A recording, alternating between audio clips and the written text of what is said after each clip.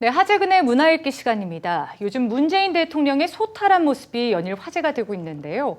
오늘은 하재근 문화평론가와 함께 대통령의 행보와 국민들의 반응에 대해서 얘기 나눠보겠습니다. 어서 오시죠. 안녕하세요. 네, 반갑습니다.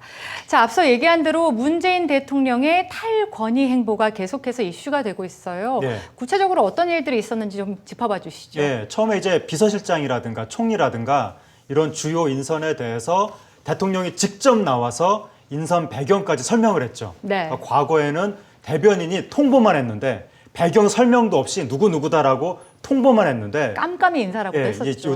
요번에는 직접 설명까지 대통령이 직접 했고 예. 그리고 집무실도 이 권위주의적이라고 계속해서 비난을 받았던 대통령 청와대 본관이 아니라 비서동으로 직접 출근해서 직무를 보겠다 이렇게 했고 그리고 또 시민들하고 이렇게 가깝게 다가가서 셀카를 찍는 모습이라든가 그리고 또 청와대 기술직 직원들이랑 같이 이 구내식당에서 밥을 먹는 모습 네. 이게 역대 최초랍니다.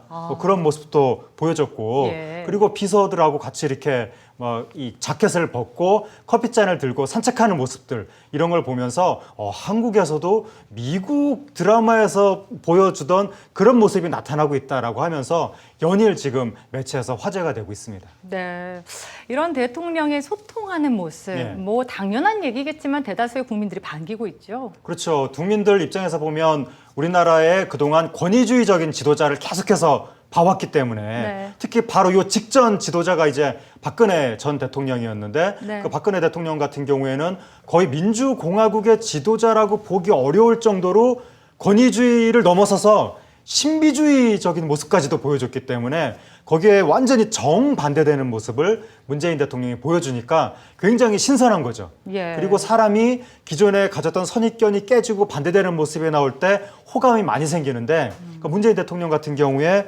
선거 기간 동안 패권주의자라고 낙인이 계속 찍히면서 굉장히 극단적이고 독선적이고 그런 이미지가 좀 있었는데 막상 대통령이 딱 되고 나서 보니까 지금 총리도 비문계고 비서실장도 비문계고 이렇게 좀 개방적인 모습 이런 거 보여주면서 또 대통령의 권력도 대통령의 가장 큰 권력이 사정 권력이고 그게 바로 검찰 장악인데 이번에 대통령이 스스로 검찰 장악을 포기하는 모습을 보여주면서 아 이분이 패권주의자인 줄 알았는데 이렇게 열린 분이었구나 네. 라고 선입견이 깨지는 과정에서 굉장히 큰 호평과 호감이 나타나고 있습니다. 반전이 긍정적인 효과를 일으킨 셈이네요.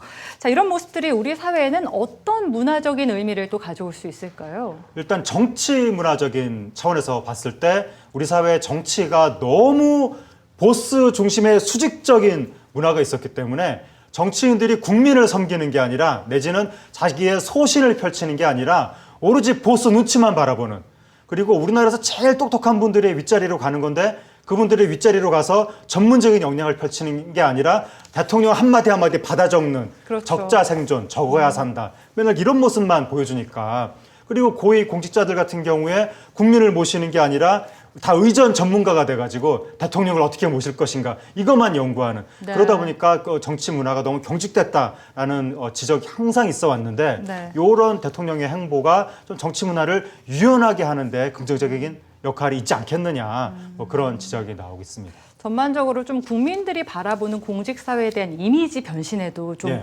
좋은 효과를 가져오지 않을까 이런 생각이 듭니다. 네. 자, 대통령의 이런 행보가 우리 사회에는 어떤 영향을 미칠 수 있을지 좀 일반론적으로 네. 얘기를 해주세요. 일반 사회에 더 큰 영향을 미쳐야 되고 네. 일반 사회에 이러한 탈권위 소통 문화가 더 많이 필요합니다. 사실 대통령은 권력을 해체한다고 다 좋은 게 아니라 강력한 리더십을 행사할 수 있는 권력은 또 필요합니다.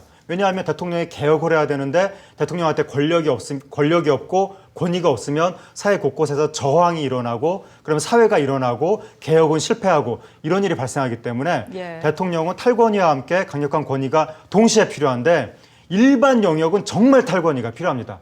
우리나라의 수직적 문화가 너무 심해서 그 말콤 글래드웰이 과거에 한국 항공사 추락 사고를 분석을 했는데 한국의 수직적인 조직 문화 때문에 기장의 잘못된 판단을 밑에 있는 사람들이 아무도 그거를 지적을 못해서 결국 비행기가 추락해버렸다. 예. 이런 말이 나올 정도로 우리나라의 수직 문화가 너무나 심각하고 근데 이게 과거 산업 개발 시대에는 유효했지만 지금 4차 산업혁명, 문화 융성 이 시대에는 더 이상 이런 리더십이 작동을 할 수가 없는 것이기 때문에 네. 오히려 청와대보다도 더 민간 영역에서 이러한 탈권위 소통 문화를 만들 필요가 있는 거죠. 그러니까 이번에 그 문재인 대통령의 이런 행보를 하나의 신호탄으로 해서 이게 대통령 한 명의 스타일이 아니라 우리 사회 전체의 기업과 조직의 DNA가 바뀌는 완전 일상적 사회 문화가 바뀌는 이러한 기회로 이번 일을 활용할 필요가 있습니다. 예, 맞습니다.